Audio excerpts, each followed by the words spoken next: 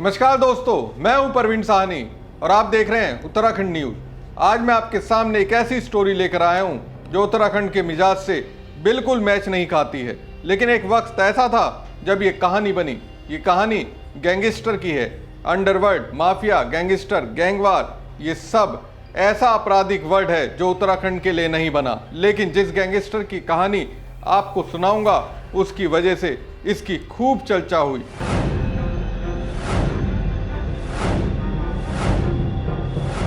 उसी दौर में जब देश दुनिया के ये कुख्यात डॉन रिवॉल्वर, बंदूक और खुखरियों से आतंक मचा रहे थे, तभी बेहद ही शांत रहने वाला उत्तराखंड के देहरादून में मशीन गन और हैंड ग्रेनेड के लिए एक कुख्यात पहाड़ी गैंगस्टर ने आतंक मचा रखा था। ये इतना कुख्यात था कि न सिर्फ उत्तराखंड बल्कि पश्चिम उत्तर प्रदेश, दिल्ली, हरियाणा और मुंबई के बड़े बड़े माफिया भी इस पहाड़ी बाहुबली का स्वागत अपनी दुनिया में कर रहे थे। उसने न केवल एक एक कर अपने सभी दुश्मनों को ठिकाने लगा दिया था, बल्कि देहरादून में रंगदारी, अपहरण और हत्याओं की पहली स्क्रिप्ट भी लिखी थी। ये कहानी उस वक्त की है जब देश को आज़ाद हुए महज एक दशक ही बीता था। बंटवारे ने कई जिंदगियों को बेहाल कर दिया था। लाखों परिवार इस त्रासदी से बाहर निकलने का प्रयास कर रहे थे। ऐसे ही कुछ परिवारों को देहरादून के प्रेमनगर और रेस कोर्स में बसाया गया। उस वक्त इनकम का जरिया बहुत सीमित था, तो ऐसे में जिंदगियों को चलाने के लिए प्रेमनगर और रेस कोर्स में आए परिवारों के कुछ सदस्यों ने जुर्म की दुनिया में एंट्री मार ली। सट्टेबाजी, कच्ची शराब का धंधा, अवैध खनन, फिल्मों के टिकट ब्लैक करना, स्क्रैप की नीलामी उठाना और साइकिल स्टैंड के ठेके हथियाना जैसे धंधे यहाँ के बेरोजगार नौजवानों की पहली पसंद बन गए थे। इसी दौर में कई गैंग पनपने लगे जो शहर में खुलेआम रंगदारी, अपहरण और डकैती जैसी घटनाओं को अंजाम दे रहे थे।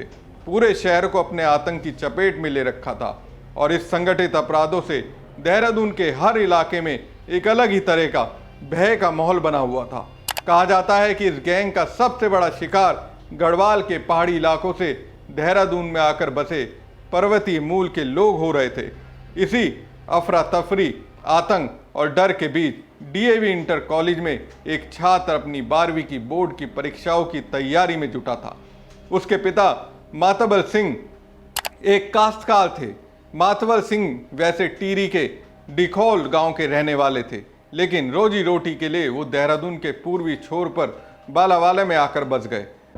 मातवाल सिंह के 3 बेटे थे। तीनों बेटे में 12वीं क्लास में पढ़ने वाला वो लड़का था 12वीं के बाद फौज में भर्ती होने का सपना देख रहा था, लेकिन समय ने उसके लिए कुछ और ही लिख रखा था।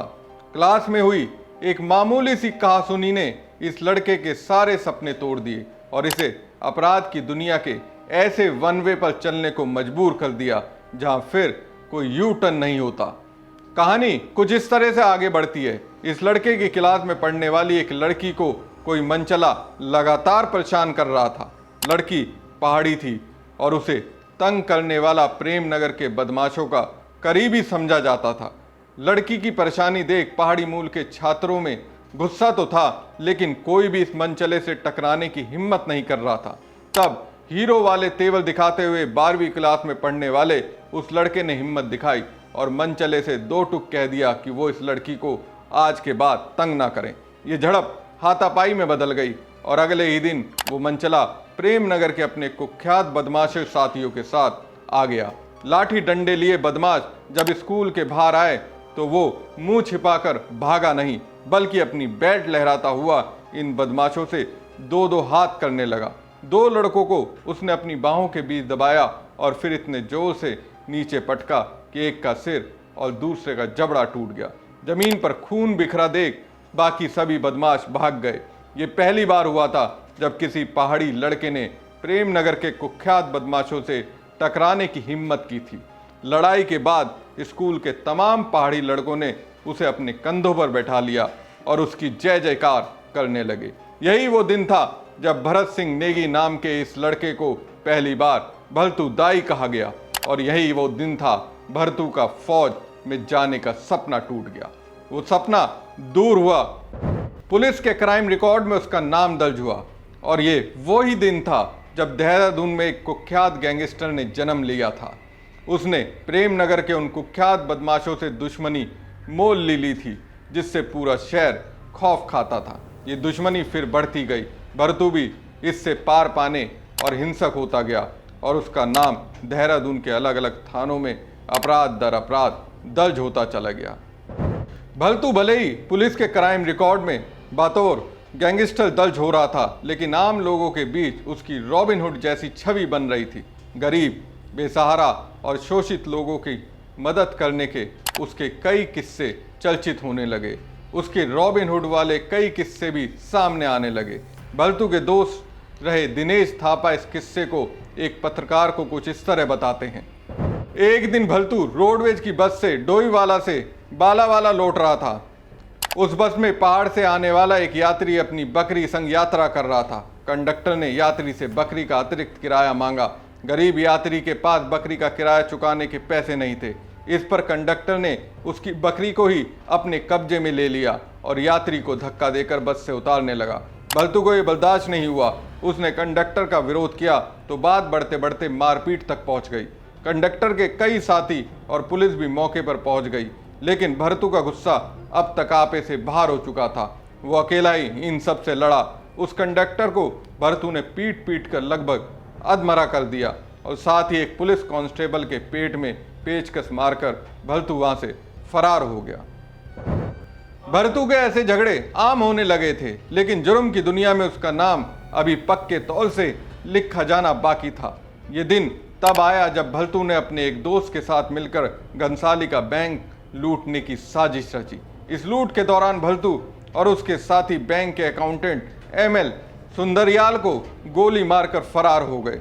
पुलिस विभाग में हलचल मची, दबिश डाली गई और आखिरकार पुलिस ने इन दोनों को पोखाल में दबोच लिया और गिरफ्तार कर जेल भेज दिया। इस घटना के बाद भरतू अब शातिर अपराधियों में गिना जाने लगा था।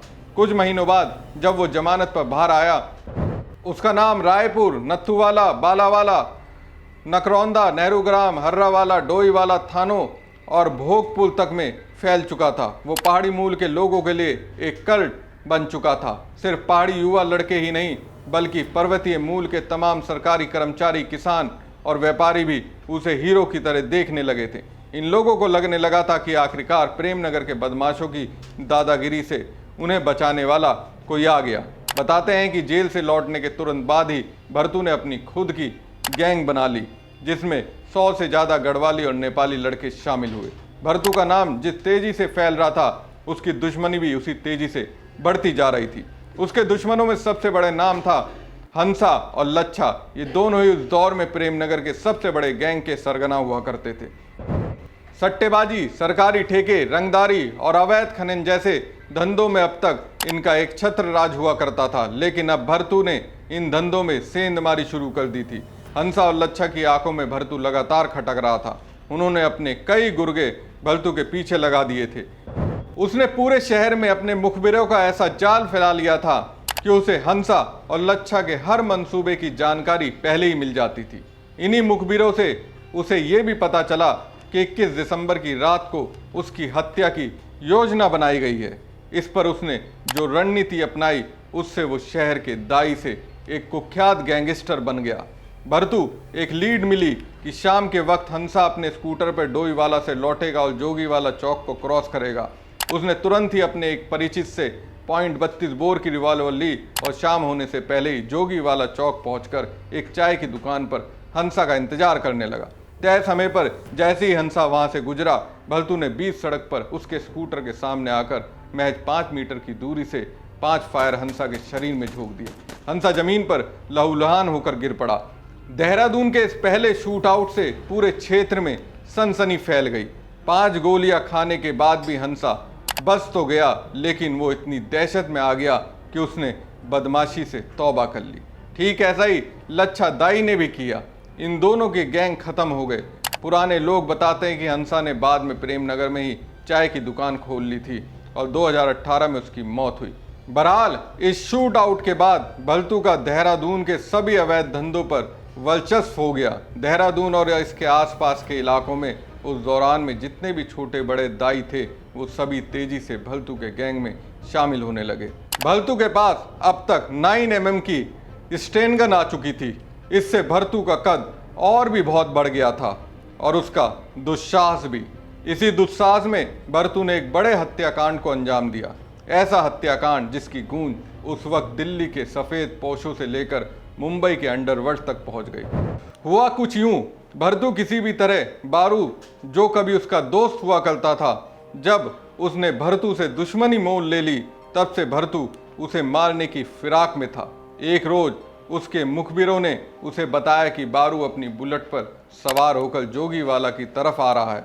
बारू की पहचान बन चुकी काली चमड़े की जैकेट और बुलेट मोटरसाइकिल को सामने से आता देख भलतू ने अपनी मशीन गन की पूरी मैगजीन उस बाइक सवार के सीने में उतार दी। लेकिन बाद में मालूम चला कि वो बारू नहीं बल्कि उसी के गैंग में काम करने वाला विजयंत था। विजयंत की वहीं मौत हो गई, लेकिन इससे अब बारू बेहद सतर्क हो गया था। उधर दिन दहाड़े मशीन गन से हुए इस हत्याकांड से कानून व्यवस्था पर कई तरह के सवाल खड़े कर दिए। पुलिस पर भारी दबाव आने लगा, लिहाजा पुलिस ने दोनों ही गैंग के सदस्यों को सीधा एनकाउंटर करना शुरू कर दिया। भलतू के गैंग में शामिल जेब कतरों का सरदार काड़ू, विजय उर्फ गोजू और भलतू के बेहद खास आनंद को ऐसी एक एनकाउंटर में पुलिस अधिकारी नरेंद्र सिंह और उनकी टीम ने मार गिराया। यही वो दौर था जब इमरजेंसी लगी थी। भलतू को पुलिस ने मीसा के तहत गिरफ्तार कर जेल भेज दिया। अपने कुछ बेहद खास साथियों के मारे जाने से भलतू बेचैन था और जेल से बाहर आने के लिए छटपटा रहा था। तभी एक ऐसी घटना हुई जिसके चलते वो पुलिस की गुड बुक में आ गया। हुआ ये था कि मुजफ्फरनगर में एक बड़ी बैंक लूट हो गई। ये बैंक लूट 8 लाख रुपए की थी और 70 के दशक में ये देश की सबसे बड़ी लूट में से एक थी। इसे इतने शातिराना तरीके से अंजाम दिया गया था कि पुलिस के हाथ काफी समय तक खाली रहे। उस समय देहरादून कोतवाली में इंस्पेक्टर महावीर त्यागी थे। उन्हें इस बात का इल्म था कि भलतू के पश्चिम यूपी के बड़े कुख्यात बदमाशों से संबंध है, लिहाजा वो जेल में भलतू के पास गए और उससे मदद करने को कहा। भलतू ने इसे एक मौके की तरह लिया और जो जानकारी पुलिस इंस्पेक्टर को दी उससे उनके पैरों के तले से जमीन खिसक गई। भलतू ने बताया कि लूट विक्रम और धर्मपाल नाम के 2 जाटों ने उसकी ही मशीन गन का इस्तेमाल करते हुए की है। उसने ये भी बताया कि वो दोनों अब चंडीगढ़ में छुपे हैं। भलतू की मदद से पुलिस ने दोनों को गिरफ्तार कर लिया, लेकिन इस ऑपरेशन में इंस्पेक्टर महावीर त्यागी की मौत हो गई। आगे चलकर विक्रम और धर्मपाल नाम के इन बदमाशों को फांसी की सजा हुई। बहरहाल ये गिरफ्तारी पुलिस के लिए बड़ी जीत थी और इसमें भलतू ने अहम किरदार निभाया था, लिहाजा उसे पुलिस से परोक्ष समर्थन मिलना और भी बढ़ गया था। लेकिन अब तक बारू से उसकी दुश्मनी बेहद बढ़ चुकी थी और बारू भी अब कोई छोटा मोटा गैंगस्टर नहीं रह गया था। उसके गैंग में भी मशीन गन से लेकर तमाम हथियार आ चुके थे जो भलतू गैंग के पास हुआ करते थे। इससे दून घाटी में खूनी तांडव इतना बढ़ गया कि लोग शाम को घर से निकलने में भी डरने लगे थे। आए दिन हत्या होने की आम बात हो गई थी। रायपुर में भलतू गैंग का कुंदन मारा गया तो बदले में भलतू के बारू के साले तेजू और उसके साथी राम अवतार को प्रिंस चौक के पास मार गिराया। इसी दौरान पुलिस ने बारू के एक खास आदमी को अपनी तरफ मिला लिया और एक दिन उसी खास आदमी ने बारू की शराब में जहर मिलाकर उसकी हत्या कर दी। कहा जाता है कि इस पूरी साजिश में भलतू का भी अहम किरदार था। भलतू का सबसे बड़ा दुश्मन अब मर चुका था। हालांकि बारू की मौत के बाद उसका गैंग शशि और रेशम थापा संभाल रहे थे, लेकिन भलतू इन्हें अपने लिए कोई खतरा नहीं मानता था। उसका यही आत्मविश्वास उसकी मौत का कारण भी बना। तारीख थी 14 नवंबर 1978। बालावाला में एक नाटक समारोह चल रहा था। भलतू को ऐसे समारोह बेहद पसंद थे। भलतू इसकी तैयारी में जमकर लगा हुआ था और इसी सिलसिले में वो अपने साथी राजेंद्र सिंह के साथ नाटक के निमंत्रण पत्र छपवाने एस्ले हॉल की एक प्रिंटिंग प्रेस पर अपनी मोटरसाइकिल से जा रहा था। रास्ते में भलतू अपने एक परिचित के पास रुका और उसे बताया कि उसकी मशीन गन का बस्ट फायर 3 गोली दागने के बाद अटक रहा है। उसने अपनी मशीन गन मरम्मत के लिए इस परिचित के पास ही छोड़ दी और अपनी बुलेट से एस्ले हॉल की तरफ निकल पड़ा। परिचित ने उसे चेताया भी कि वो बिना हथियार के ऐसे खुलेआम शहर में न जाए। भलतू ने जवाब दिया अब कौन बचा है जो मेरी जान ले सकेगा। लापरवाही में कहा गया वाक्य भलतू के जीवन का अंतिम वाक्य साबित हुआ। रेशम शशि और उसके 30 से साथी मजनू को जब ये सूचना मिली कि भरतू बिना हथियार के निकला है तो जैसे उनकी मुराद पूरी हो गई। मजनू के पास ऑटो था। तीनों हथियारों से लैस होकर ऑटो में बैठे और भरतू के पीछे निकल गए। एक ऑटो भरतू जिस बाइक को चला रहा था उसके बगल चलने लगा। उस पर पर्दे लगे हुए थे। फिर एक पर्दा हटा और मशीन गन से जबरदस्त बस्ट फायर हुआ। एक गोली उसके जबड़े में लगी जबकि 3 सीने में। तकरीबन 10 गोली भलतू को लगी और उसकी वहीं मौत हो गई। बताते हैं कि जिस दिन भलतू मारा गया उस दिन बालावाला समेत कई गांवों में लोगों ने दुख में चूल्हा नहीं जलाया था। भरतू की मौत के साथ ही देहरादून में संगठित अपराधों के शुरुआती अध्याय का भी अंत हो गया, लेकिन उसके रॉबिनहुड वाले किस्से अब भी सुनाए जाते हैं।